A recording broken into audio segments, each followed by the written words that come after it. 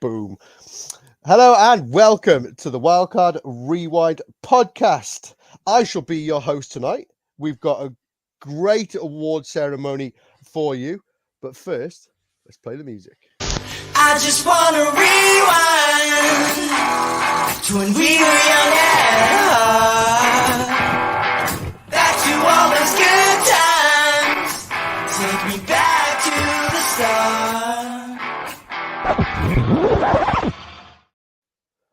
Oh, what a feeling. It's a Monday night. We're back. The fantasy season is over. We now get to chat rubbish for the next 8 months, saying who we think is going to be amazing, who's not going to be amazing. But before we start getting into all that content, we have an amazing show for you tonight. We're going to do our end of season fantasy awards. We've got some amazing awards coming up for some amazing players. Players I actually didn't even or haven't heard of before. There's one of them coming up later, or somebody who gets a nominee at least. But first of all, we've got the big man with us, Lewis. How you doing, mate? Good, thank you, mate. Happy New Year. Lovely to see you. I should have said that first, Region. I should have wished everyone a Happy New Year. So you've made me feel great. Yep, thanks. Yeah, Happy New Year to you too, mate. Did you have a nice one, quiet one, busy one, drunken one? A little bit of everything. We were here, there, and everywhere. Lots of driving. But Welsh New Year, Welsh Christmas has a lot of booze in it. So yeah, restarting the diet this week's been interesting. Yeah, mate. I'm the same. Today was like the first day back on like the healthy eating and all of that, and I'm sat here now thinking I just want to go downstairs and eat some cheese and biscuits, you know. But along with me and Lewis tonight, unfortunately we have no Hannah. She's been let down by the rail service in this country, which we all know is a shower of shit. But we have got an amazing guest back with us on a Monday night. It is the big dog himself. It's Max. How you doing, mate? Happy New Year to you. Yes. Happy New Year, mate. Happy New Year, everybody listening along. Great to be back on a Monday where it all began, Paul. Great to rewind. It's back. You're back where you belong, mate. Okay? Don't listen to Kevin them over on the Tuesday night. This is where you belong, okay? This is your home. Remember your roots, you know? That's what you got to do. Yeah, exactly. You got to remember where you came from, right? Yeah. But before we get into our awards, I did want to chat a few things because obviously we've had the last week and I feel like there's a couple of talking points and I feel like we need to start the big news off with a massive celebration. Arthur Smith has been fired. Yay! He's been fired. Finally, the gods are with us. Bijan and Kyle Pitts can be unleashed at last. Let's hope that they don't hire Bill Belichick.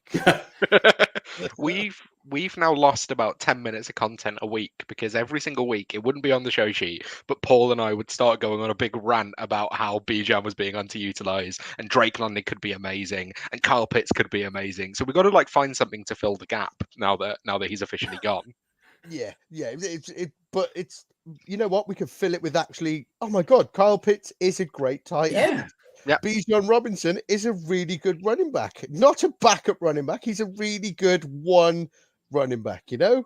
So don't you love that he went out like complaining like a little bitch as well? Like that is so good.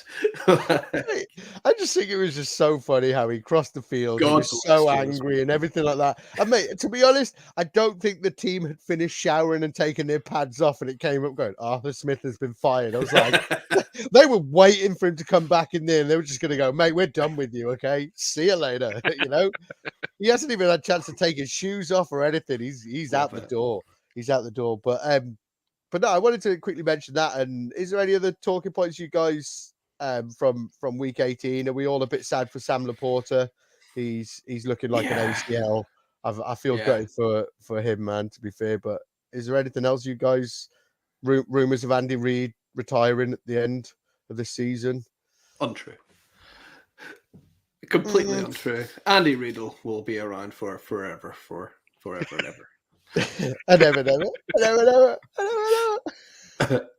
But We haven't hugely had any surprising ones on obviously it's Black Monday today. And Arthur Smith was the one that kind of felt like it was in the balance. Ron Rivera, I think we've known since about week 8 of last season that he was on his last legs. Yes. And we obviously already had Brandon Staley going, Josh McDaniels, which doesn't feel like that was this season. Like there's not been anything hugely surprising. I think people thought we might see the end of Bill Belichick today, but I think that will probably be an ongoing conversation. I think Bill Belichick goes. I just think I don't think they were going to sack him. I think it's going to be one of their mutual things where he sort of steps away. I think there'll be a press conference, right? There'll be a whole. It'll be a big deal, right? I think it'll be massive. God of honor and everything. It'll be the greatest sacking you've ever seen, and he'll make a go of it, and he'll be wearing all his Super Bowl rings and everything, and yeah. I think that's 100% happening. Yeah, but should we get into it? Should we get into our award ceremony? I feel like there should be some kind of music now, straight into the award ceremony. But we're gonna kick things off. Pretty plain and simple for the first sort of few awards, and the first award that we're giving out is for the best. These are all fantasy. I know I haven't put that in, but we're going to give it out for the best QB on the season. I've asked a couple of the guys behind the Wildcard crew to give nominations, and so the nominations we have for the best QB are Josh Allen, CJ Stroud, and Lamar Jackson. So, guys, I'm going to open it up to you. How do we feel about these three? Do we feel like there's another QB that maybe deserves a mention? Kyler Murray, or are you happy with these three guys as your nominations? Mags, we're going to give you first. The only one that looks like they might be missing is Dak Prescott. You could probably say maybe deserves himself a little mention in there, but I mean these three have just been so good. Josh Allen for all his mistakes, in real life, talk about the turnovers haven't been that costly for him really from a fantasy perspective. So I think he definitely deserves it. CJ Stroud, a guy that if he didn't get injured, we'd really be talking about CJ Stroud in the running for MVP. I really think we would. So he's definitely deserving. And then Lamar, he could be, this could be his second year where he wins MVP unanimously. So he's definitely well deserving. So I think those three are pretty good. For me, one does slightly stand above the rest. I'm going Lamar Jackson, mainly because he's lost his main weapon. I think people maybe are forgetting that. He lost Mark Andrews, and he's still producing at such a high level. He's getting it done with his legs, as always, but also we always talked about Lamar needs to develop as a passer. I think he's done that this year, and he's really shown that. So I'm excited for the future for Lamar Jackson. I think he'd be the guy that stands out for me in terms of best quarterback. Yeah, Lewis, do you agree? I agree, sort of, with Dak being the one that was missed off. I'd probably have Dak over CJ Stroud. Just looking at kind of points per game, and I know Stroud, a lot of it that we're kind of taking into account here is where you drafted them, and for me, sometimes I'm looking at like, did they win you a championship? Like, how did they actually do? CJ Stroud finished as the QB 11, but then points per game was only the QB 10. So I think there's like a little bit of a drop off.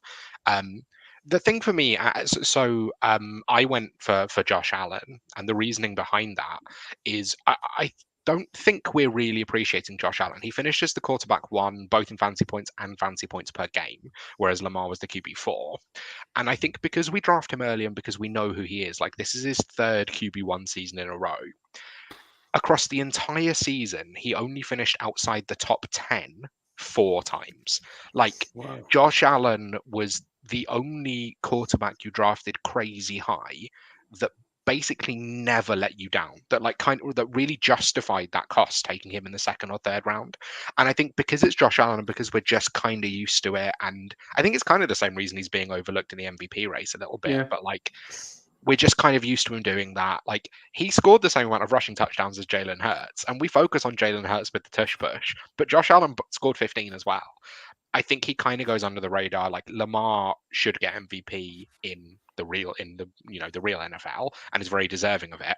But for me, Josh Allen, like that consistency and consistently elite as well, is what just pushes him to be my top quarterback of the season. Yeah.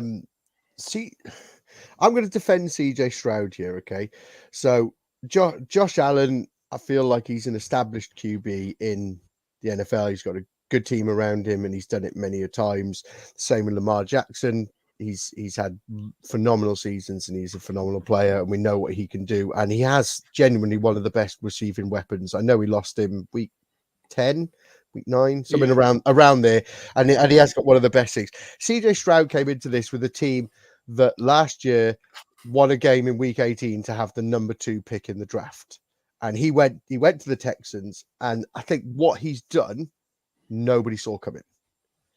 And to me, I don't think he'd be a guy that I'm going to select as the winner, but I definitely feel like he should be up there in the conversation with these people. What he's done at that Texans team, nobody saw coming. He's taken them from number 2 pick in the draft to a playoff team. Now that is phenomenal. Yeah. It's that you don't see that all the time, and that is incredible.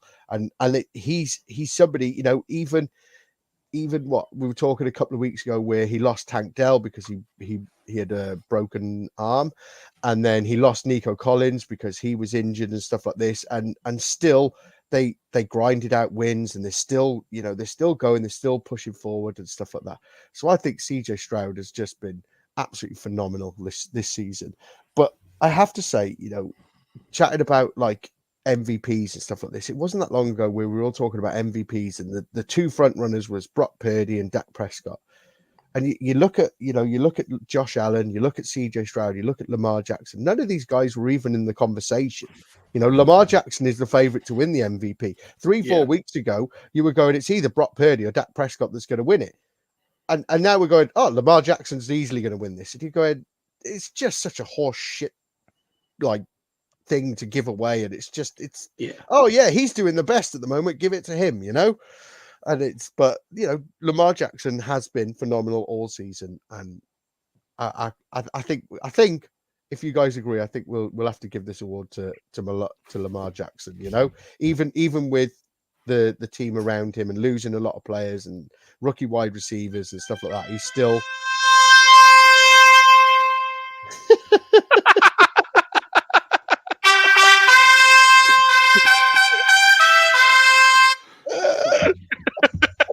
You said you wanted horns. So. Can you wait till we get Kyler Murray up? Because I feel like that would be amazing for when we get him. No, that would be like a little horn you get in a cracker, right? Oh, I love you guys, but yeah. So Lamar Jackson's gonna win the Fantasy Wildcard Rewind Best QB of the Season award, and we're going to cut now to Lamar Jackson, who sent us a message to thank us. Oh, it won't play. So that's a shame. Oh, it was Hannah. How mad would it be if I did just put in this message of Lamar Jackson going, thanks guys at the Rewind crew, I think Hannah has those messages on the train, right? That's a shame. Yeah. She's got the USB and it's stuck in there. Yeah, damn it. But moving on, we're going to get to our second award of the night, and this one is for the best running back. Lewis, take us away. So we only have 2 nominations for this one, 2 nominees. And I think this is a really interesting award. It really felt like it was a down year for running backs this year. And when you look at the fancy finishes, just overall, there were a lot of players right up the top that actually it didn't feel like they were fantastic. Like the RB3 on the season was ETN. Yeah, he was all right. It didn't feel like he had a fantastic year. The RB5 was Derrick Henry, and he felt like he was letting you down every week. RB6, Joe Mixon. Like it really didn't feel like a fantastic year. But we have 2 players, and I think this will be a really interesting one. Those 2 players are, of course, Christian McCaffrey and Kyron Williams.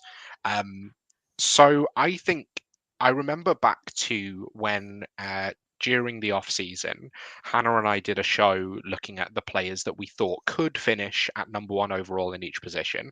And when we looked at running back, we basically just said it's CMC. Like, if CMC stays healthy all season, it is just him. If you look at this season, 1,459 yards, 14 rushing touchdowns, 7 receiving touchdowns, and 564 yards through the air. Fantasy points per game of 20.3 points, which is absolutely unreal. And like, it's kind of an average season for CMC.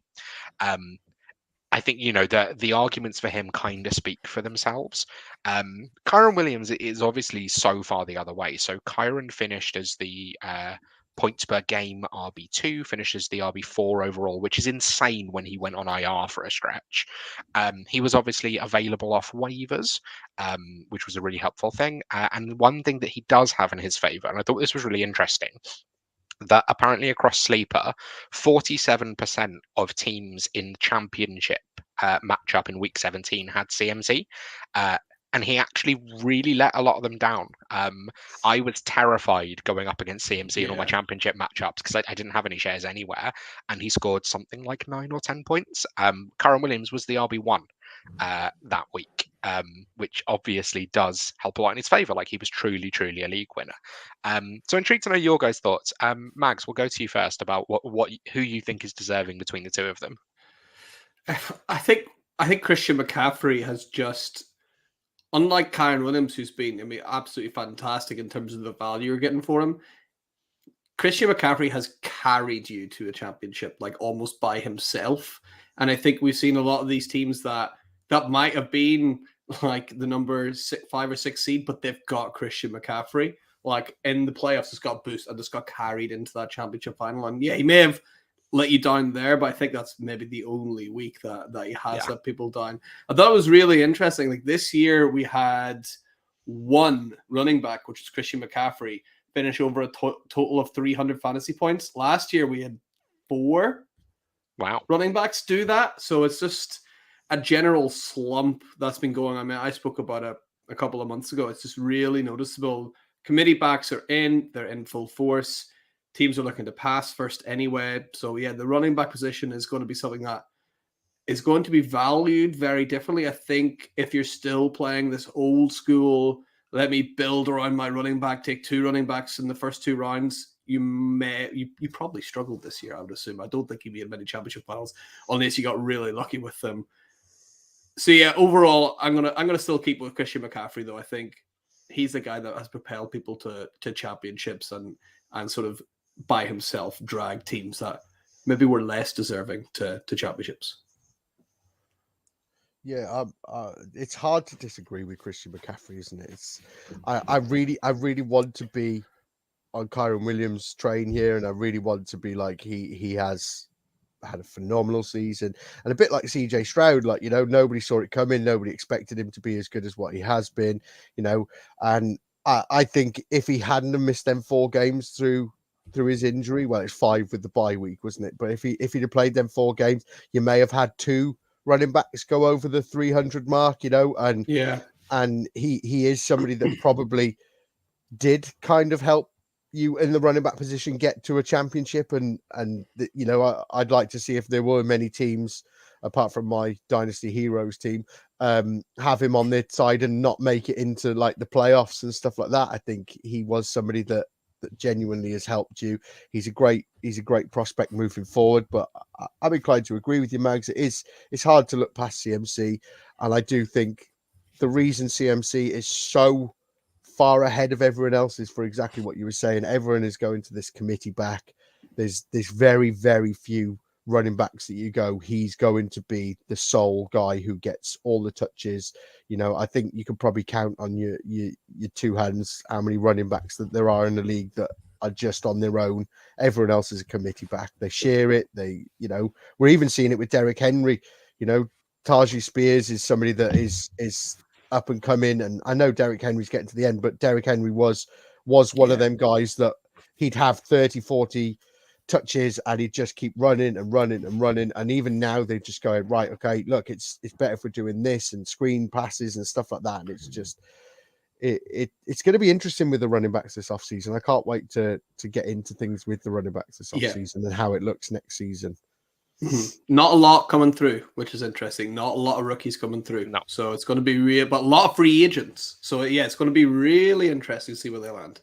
Yeah, I did a tweet earlier looking at kind of some of the big free agent landing spots, but then also looking at like where is there not an established starter, just looking at who's currently a free agent, and it's like half the league. Like it's crazy. Yeah. But so, and also just to comment on something you said, Kyron's pace of 18.6 points per game would have finished at 316 fantasy points. So he was on pace. But I'm sorry, Kyron, I might love you, but the best running back in the season just has to go to CMC. I thought you'd have gone the other way. I thought you were a massive homer. There's other awards for Kyron later on, but you know he might have had an incredible season, but he can't quite take down Christian McCaffrey just yet. Not yet. Maybe next year. So with that, we'll move on to and back to you, Lewis, for our third award, which is the best wide receiver. Now, I think this is where we're all going to have a different opinion. I think this is really interesting because I think if we'd asked this question on about week 10 or 11, we would have been so confident it was going to be Tyreek Hill. And then he just dropped off towards the end. This is actually, so the nominations that we have here are actually the wide receivers 1, 2, and 3 in terms of their finish on the season. And wide receiver scoring was obviously a lot higher. We had a load of players going over 300 points. The nominations that we have are CeeDee Lamb, who was the wide receiver 1 on the season, Tyreek Hill, who was the wide receiver 2, and Amon-Ra St. Brown. I think this is a really interesting category. It kind of felt like Tyreek Hill had the first half of the season and then CeeDee Lamb had the second half of the season. The reason that my nomination went for CD initially, and I'm really interested to hear your guys' thoughts. And it's just that end of the season stretch. So coming out of the week 7 bye, in the remaining 10 weeks, he was top 5 in 5 of them. So normally we go for a wide receiver 1, wide receiver 12 or better. Nope, top 5, including a 3-game stretch where he was the wide receiver 1, 2, and 2, which is just crazy. And he was never less than the wide receiver 21 the rest of the season. Like he was truly a league winner, available towards the back of the first round, whereas Tyreek did, he still absolutely incredible, did drop off after that really hot start. So for me, it goes for CeeDee Lamb. But Paul, what do you reckon? So I threw Amon-Ra St. Brown in there because I wanted to discuss him, and I felt like he needed a mention. He's had an incredible season, and you can't take anything away from him. He's dominated. He's averaging just over 20 points per game. I may be looking at PPR things actually. So, but he's flown away, and he's just been consistent. He's always doing it. He's always catching the ball. That Lions team is such a high-powered offense, and I'm looking at his numbers here. And you get to week 15, he scores you 24 points. Week 16, he scores you 28 points. Week 17, he scores you 22 points. And you're going into the fantasy playoffs. Yeah, you go to the fantasy playoffs and you go, I need my guy Amon-Ra to turn up. Okay, 24, 28, and you're going, bam, this guy's going all the way. 20, 22 in the final. And then you look at CeeDee Lamb, week 15, 18. It's still a good score. Then he went 25. Then he went 40. So if CD's got you into the semis, he's got you into the final, he's won you the championship. Let's look at our guy, Tyreek Hill. He didn't show up on week 15. He was out. He had a bad tummy or something, So, I'm somebody who's got Tyreek Hill in the dynasty team. And actually, I came to week 15 and I was in the first round of the playoffs and I've not got my stud wide receiver, and week 16, if you got through, he was 18.9. Week 17, he was 13.6. So to me, Tyreek Hill, the second half of the season, has really faltered. He's really dropped down. So to me, there's only one winner here, and it's CeeDee Lamb. Mags? Yeah, I mean, I was sort of clutching at straws. I think all three of these guys really deserve it. I'm not saying Brown, for my money, the best sort of bang for your buck you're going to get at wide receiver in your drafts. Like, he's someone that will drop a little bit later than these guys, but just gives you, like, even though he scores less points, he gives you more consistency, which is really weird to say. Like, he's much less boom or bust, right? He's just steady on that exact level that you really, really want, and he's there all the time. For me, I put in Tyreek Hill as my nomination because he sort of played a game and a half less than CeeDee Lamb. But you guys have convinced me enough. I think CeeDee Lamb's going to take it. Yeah. But I don't have a choice, actually. Go on, It's Lewis. not Go on, it's not Lewis. my full It's your choice. choice. It's up It's to your Lewis. choice, Lewis. It's your choice. It's want the CeeDee horn?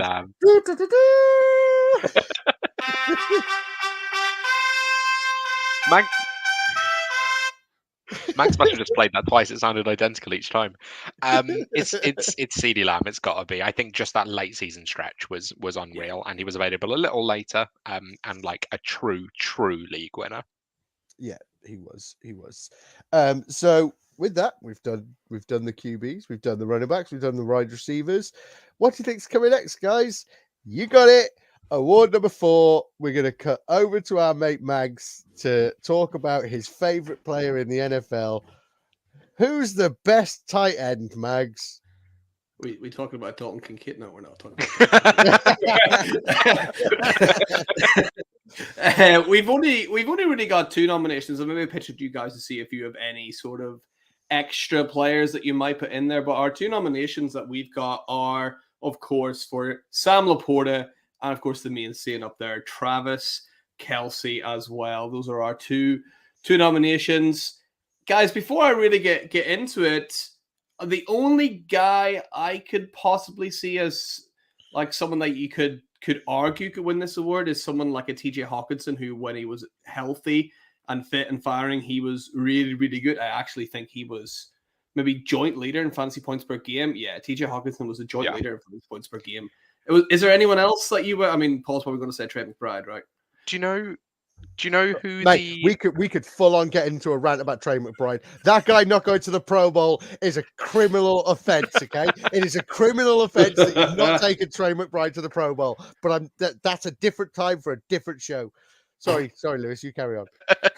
Well, I think this is really interesting because do you know who the actual tight end 2 was on the season? Was it Evan Ingram? It was Evan Ingram. It was Evan Ingram, which like didn't really feel like it, and I think it's because he has way less touchdowns. But like Evan Ingram had 20 more targets basically than any other tight end, and nearly 20 more receptions than Travis Kelce. Like, I know he played 17 games, and I know it didn't feel fantastic, but I was just really surprised to see that. I had Ingram in quite a few places, and it felt like he was sort of getting me. I suppose it felt like he was getting me 10 to 12 points a game, and he was getting me 13.5 points a game, and that's all you really need at tight end. So my vote doesn't go to him. I would go to Laporta, but I think Ingram is just worth a note here for actually having a really outstanding season. I do feel a bit sorry for him. Like, everyone since his rookie year, everyone was like, when are we going to get the Evan Ingram that turned up as a rookie? And he was tight end 5 in his rookie year. And last year he finished tight end 5, and people were like, I'm going to shit. Like, no, that's so big. And this year he finished tight end 2, and people were like, yeah, whatever. So he finally he did what you were asking for, and people were like, nah, I'm over it. Like, it took you too long. Like, it's I feel a little bit sorry for poor old Evan Ingram. So I was the only guy who kind of nominated Travis Kelce here. The main reason why was sort of twofold. One, to kind of say, I mean, yeah, he's having a bad season, but even for Travis Kelce, a bad season is still tight end number 1 overall in fantasy points per game. Like, and that is a bad season.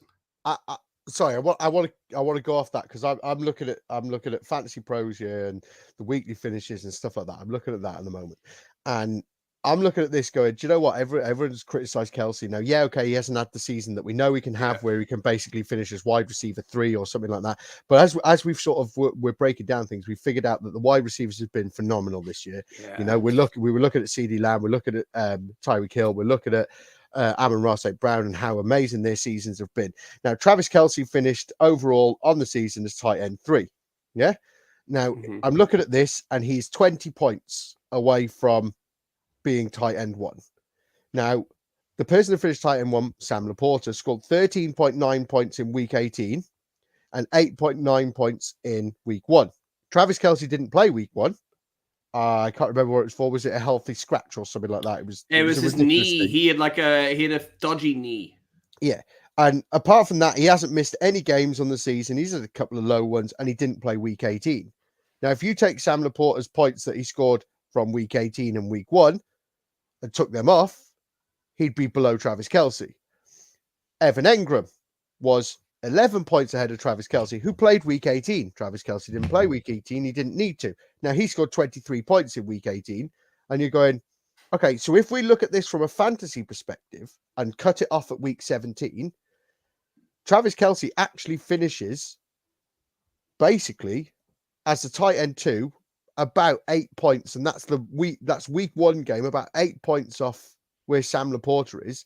And we're calling this a down year for Travis Kelce. You know what I mean? We're all looking at this going, Travis Kelce's had a really, really bad year. He's been really down. He's not the Travis Kelce we know and love. But actually, he could have quite easily been the tight end 1 if he'd have played week 1, you know, and you cut it off at week 17. He's tight end 1 on the season. And we're going, yeah, that's a shit year.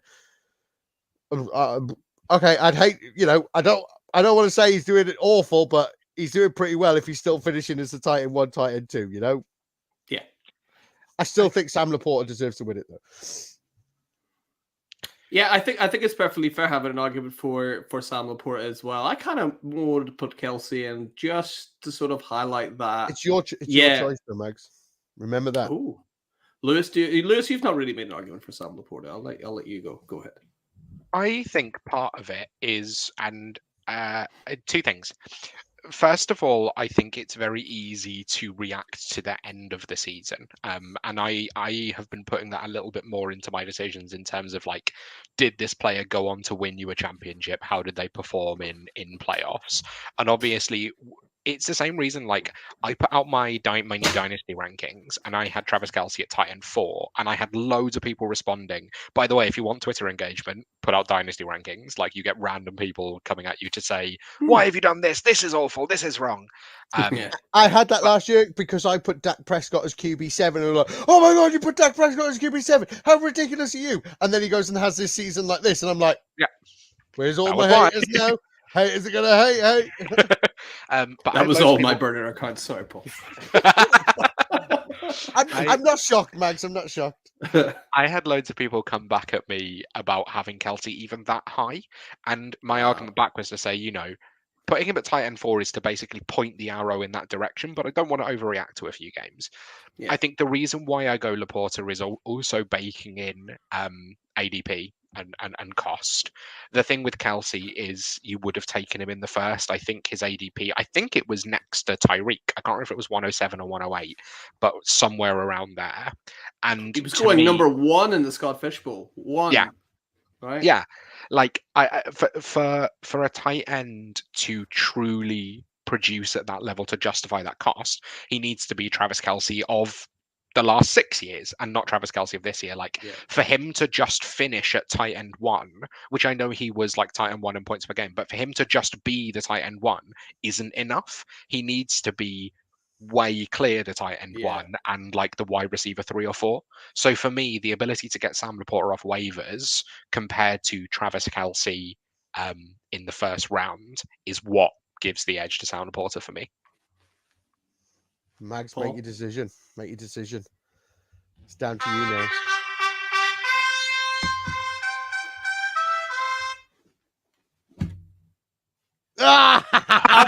Travis Kelce, screw you guys. You shouldn't have given me the power, Paul. You shouldn't have given me the power. Not only am I picking Travis Kelce, I'm eliminating Sam Laporta and not bringing up Dalton Kincaid as the second nomination. Screw you guys. I love it. It's not your show anymore, mate. But yeah, with that, guys, we'll move on to our 5th award of the night, and that is for the comeback player of the season. So somebody that was injured and made this miraculous comeback this year and have looked really good. So we're going to talk about our nominations first, guys. We've got Breece Hall, who had his knee injury last year and came back this year and has been phenomenal. We've had a late change in the script, and we've now got Joe Flacco in there. Amazing. Absolutely love this. And Mags, I've just got your nomination as well. Mags just put in Kyler Murray. So I think that's a great pick, Mags, if I'm honest. Oh, really? That's interesting. Yeah. So we won't spend too long on this one. So quick sort of quick little chat about it. Is there anyone else that we could think of? I just want to bring him up because you did drop him in the show sheet, Lewis, before you removed him. But Calvin Ridley, I think he needs an honourable mention in this. I think he has come back and he's not done as well as some hoped, but he has been very fantasy relevant. So he does deserve a mention. What are we thinking, guys? Are them 4 names? Anyone stand out to you? Lewis, we'll come to you first because I can't wait to hear Mags's Kyler Murray praise.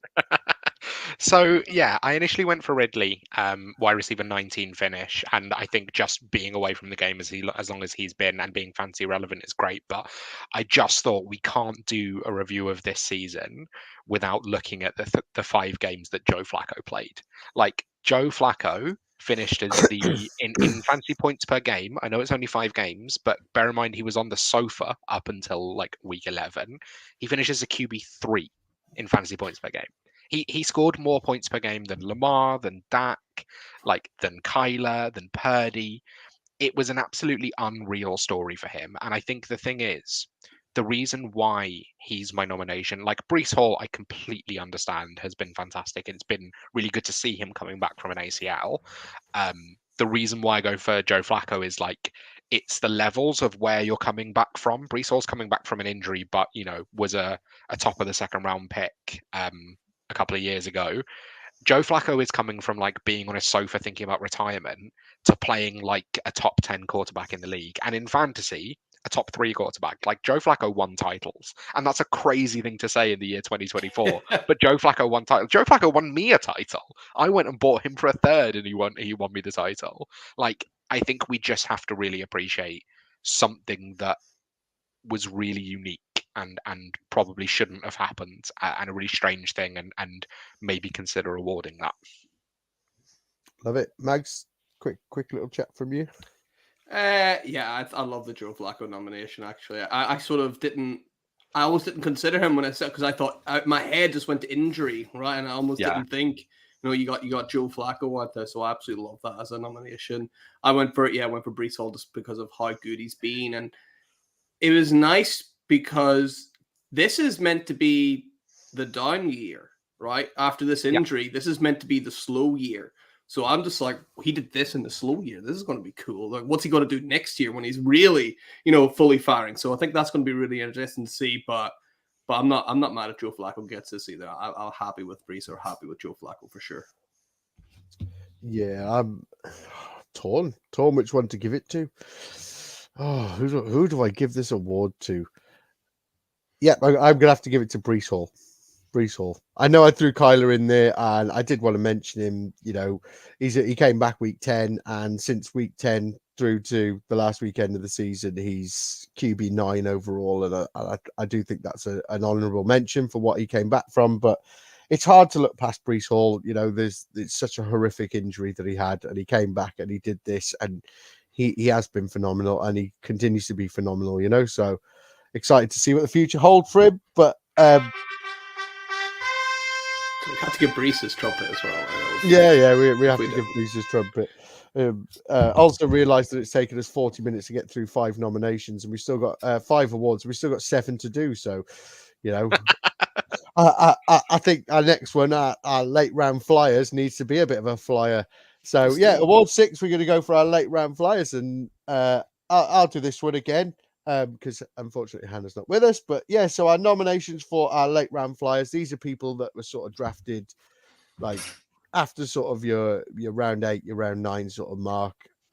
So we have Raheem Mostert, we have Puka Nacua, and I threw in Tank Dell in there as well. I couldn't remember his ADP, but I thought he was well after round 8, so I threw him in there as well. So just a quick one.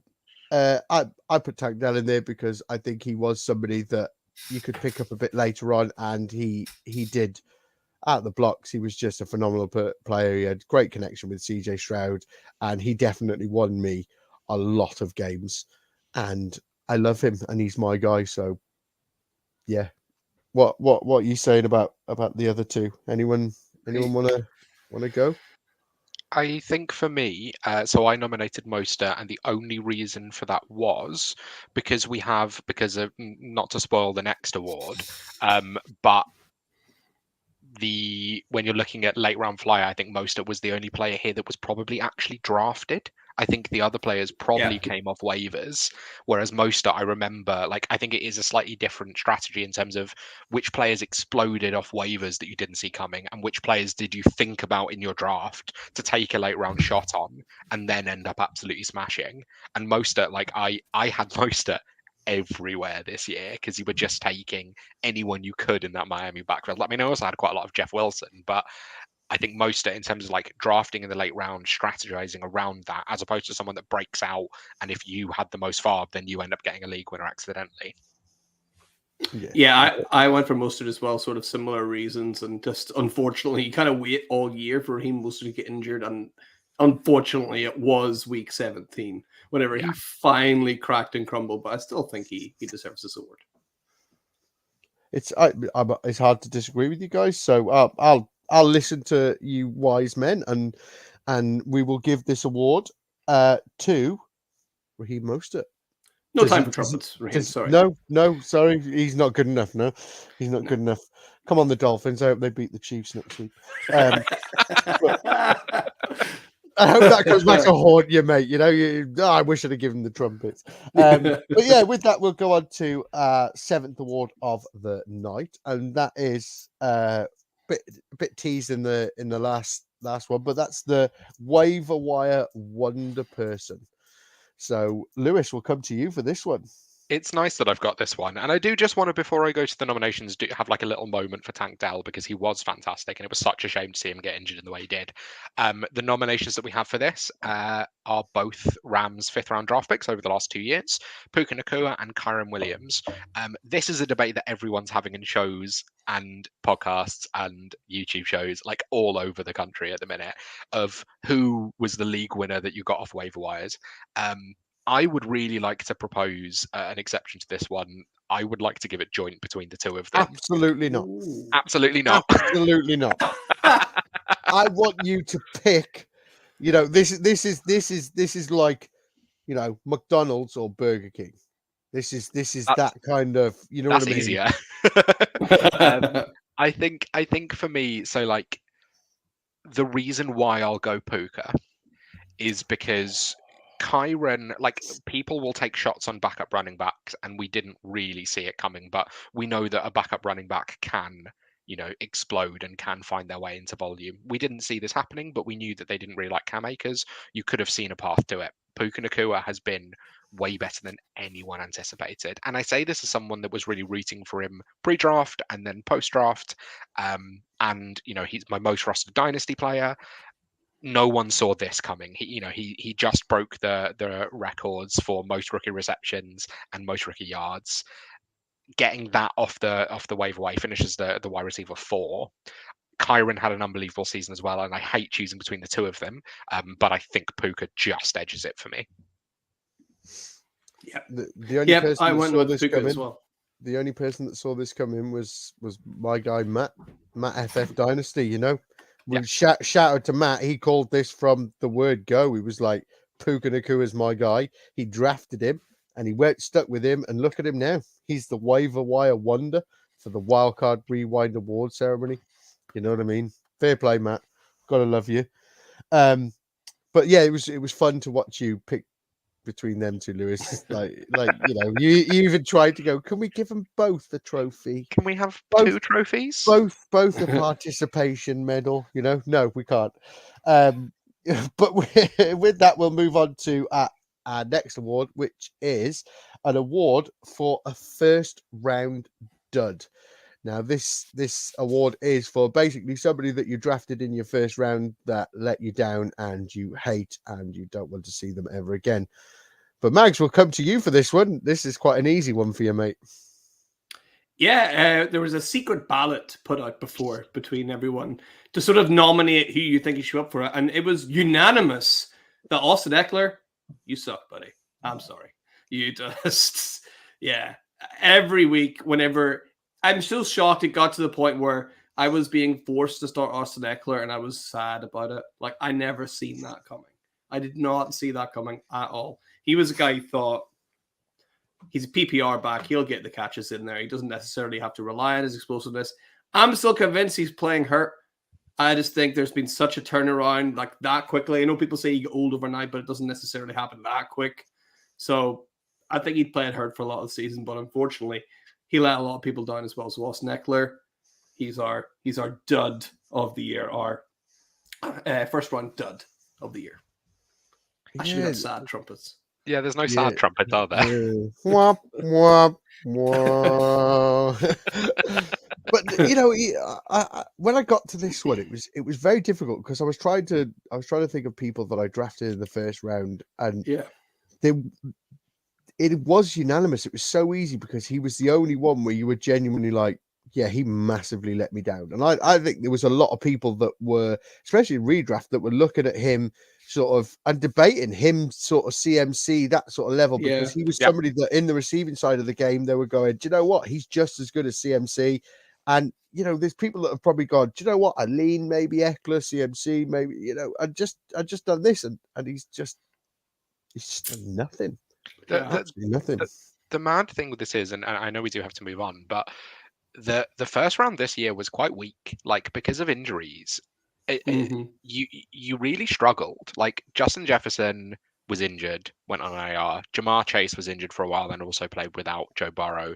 Cooper Kupp went on IR and also wasn't great for the second half of the season. Travis Kelce, we've already spoken about. Bijan was a big letdown. And I think it just says where we are with Austin Eckler that he was a unanimous pick here in the midst of that. Yeah. They all had a reason to be criticised, but yet everyone, 175 million votes there were, and everyone voted for Austin Eckler. And we've got a message from him to apologise. Oh no, Hannah hasn't. Hannah got that one as well. But yeah, so unanimously, Austin Eckler is our first round dud. I'm quite excited for this one. I wish we had a bit more time to talk about this one, but for our 9th award, it's overhyped players. So these are players that were very, very much bigged up by a lot of analysts, podcasts, ourselves, everyone that were hyped up that never really quite climbed the mountain that they had to climb. So I get this one. So our overhyped player nominations are Alexander Mattison. We've got Bijan Robinson, and Mags, you put this one in. I'm guessing it's Dameon Pierce. Dameon Pierce, yeah. Yeah. So we've got all of them. I will jump in first. I did actually nominate Bijan, but I have changed my mind on that one. I know we were all let down with Bijan, but I do feel that, to me, I think the winner of this award, or somebody I think should win it, is Alexander Mattison. I know a lot of people were burnt by him and seen what he did when he came in as a backup when Dalvin Cook was out injured, and went, oh, he's going to be phenomenal. He's going to be that running back that we all love and we all know, we all see, and he's just never really reached that, and he's never done it. And I'm done with Alexander Mattison. I'm ready to be burnt again with Bijan. So that's the way I'm looking at this. Anyone got anything to say about this one? There's actually, so I nominated Mattison, and I think it's a really fair call because he rocketed up draft boards and really let teams down. Like, he didn't get injured and lose his job to Ty Chandler. He just lost his job to Ty Chandler. But there's another player that I wanted to bring up who was going around the same range as him, who had exactly the same thing happen, that I don't think we're talking about as much. And I think it's just because Mattison was a bit more hyped, which is Miles Sanders.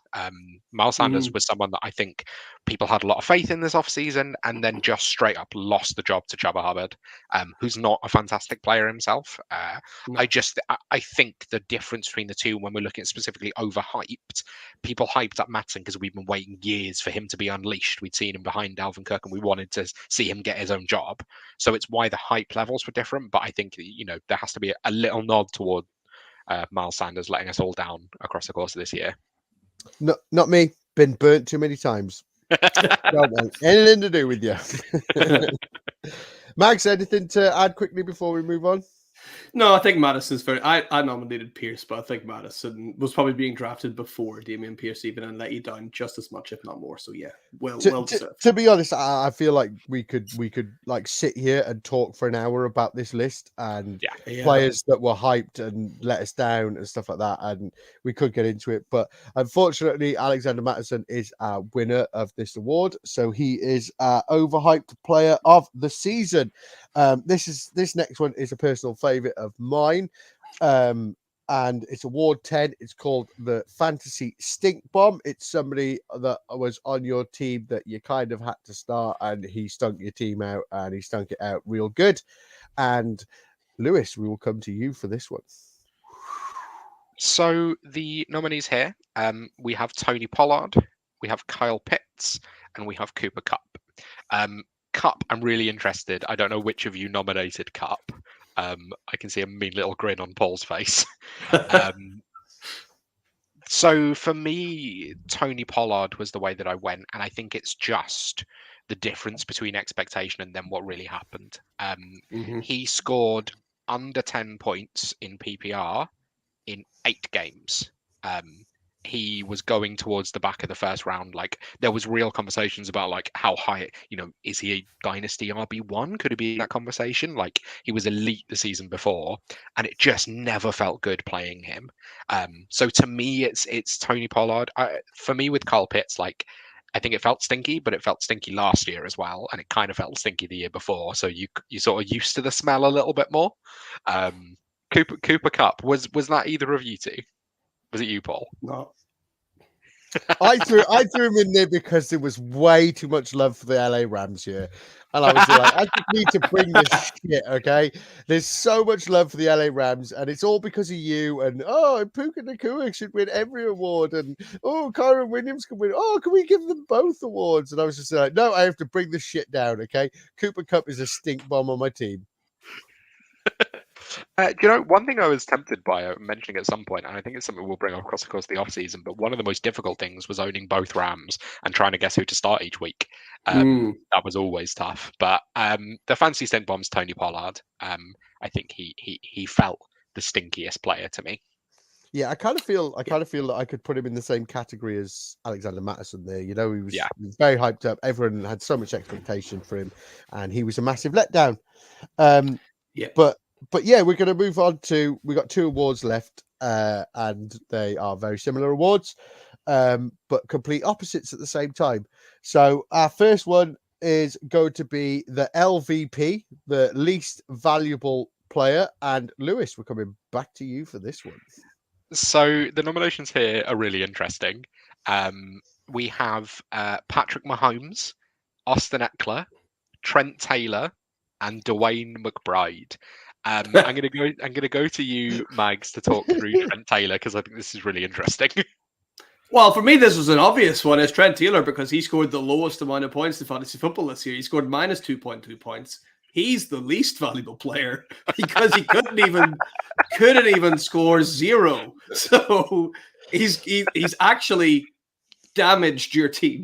Like, not very many people literally damaged, but he is subtracted from your points total if you had him in your team. I know we hyped up Matt FF Dynasty as well, just to bring him down. James Prochet only 0.2 points behind him, one of his guys. So let's bring him back down there as well. I'm really tempted by it. Paul, do you have any thoughts quickly before I talk through my option? So I put Dwayne effing McBride in there, and I did that because I brought my good friend Mags onto this show, who convinced me to draft loads of Dwayne McBride because he told me he was going to be a really, really good player. So I drafted so much Dwayne McBride. Shut up. No. My show, I'm speaking, okay? I drafted so much Dwayne McBride because you told me to draft Dwayne McBride because he's a good player and he's going to be a breakout running back. And he is my most owned player in fantasy football, and he is garbage. I told you Go on, Lewis. that We haven't got time, I Mags. said We haven't got time, Mags. Go on, Lewis. Alexander Madison was overhyped, and we just give him an award for being overhyped. That's why I told you to draft Wayne McBride, but turns out he just sucks worse than him. So I'll just quickly. So I nominated Patrick Mahomes, and it was going for he was drafted as the QB1 overall with an ADP of 12th overall, so the end of the first round. Finished as QB8, which obviously is pretty bad, but only had 5 games inside the top 10. So like that to me was the reasoning why, in terms of value, in terms of the amount you've spent. But I'm going to give it to Trent Taylor because I think that's very funny. Deserving winner. But yeah. So, guys, our last award of the night. I know. We're here, and as the host, I haven't had Will Smith come up and slap me in the face, so this is all a big win. But yeah, so we're going to get on to the best award, and again, I think this award could have genuinely a whole hour discussing it and breaking things down and everything like that. But we are going to get on to the MVP. Was that Trent Taylor that just walked past the back of your camera? No, it was someone that scored more fantasy points than him this season, which is my fiance. No, but yeah, so we're going to get on to quickly most valuable player. Mags, we're going to bring it to you for our final award of the night. Who is our fantasy MVP? The fantasy MVP, we had a couple of nominations. We had Puka Nacua was nominated, Tyreek Hill was nominated, and Christian McCaffrey was nominated. All very deserving, obviously, but for me, the clear one that made the biggest difference at his position was Christian McCaffrey. So, guys, unless anyone has any arguments, that's where I'm going to go with this one. Nope, agreed. Yeah, it's hard to disagree, and he was genuinely somebody that we actually spoke about and said that he should be a candidate for the actual real life MVP and not the QB award that it should be called. So yeah, it's hard to disagree with that. He was leaps and bounds above every other running back, and he won your championships. Let's be honest. Yeah. So shall I give us a rundown of all of the winners? Yep, let's do it. Close out the show. So, quarterback of the year was Lamar Jackson. Running back of the year, Christian McCaffrey. Wide receiver of the year, CeeDee Lamb. Tight end of the year, Travis Kelce. Comeback player of the year, Breece Hall. Late round flyer was Raheem Mostert. Waiver wire wonder was Puka Nacua. First round dud was Austin Eckler. Overhyped player of the year, Alexander Mattison. Fantasy stink bomb, Tony Pollard. Least valuable player was Trent Taylor. And the most valuable player of the year this year in fantasy, according to the Wildcard Rewind podcast, was Christian McCaffrey. Oh, you know what I mean, guys? What a list. What a show. But yeah, so that brings us to the end of our show. Mags, big thank you for coming back on and joining us on a Monday night and coming home to where you belong. Do you want to tell us what's coming up on the hot seat or the Dynasty show in the next coming weeks and where people can find you online? It feels weird, man. It feels weird saying that to you on the Rewind show, you know. I know, right? It's you can find me over on X at Hot Seat Mags. I'm one of the co-hosts over at the Fantasy Wildcard Dynasty show. We got a whole summer's worth of great topics to cover for you guys starting tomorrow, right? So you can catch us tomorrow on live stream as well if you want, or the podcast goes out as well on Tuesday. So catch me there. You can also catch me over on the Dynasty Hot Seat as well. Currently in a big deep dive for the 2024 rookie class. So if you're wanting to get an extra edge and get out in front of people before the draft, go over and check it out. We've got experts coming on doing mock drafts all the time. It's a lot of fun. Oh, mate, literally my favorite show in the off season. When you start bringing these mock drafts in and stuff like that, it's just a place where you see the experts breaking down their picks and where they're working and their thought process and everything like that. And I just really love it. Really love it. But yeah, so that genuinely brings us to the end of our show. Thank you for tuning in. Be sure to subscribe and follow us over on X at Wildcard Rewind.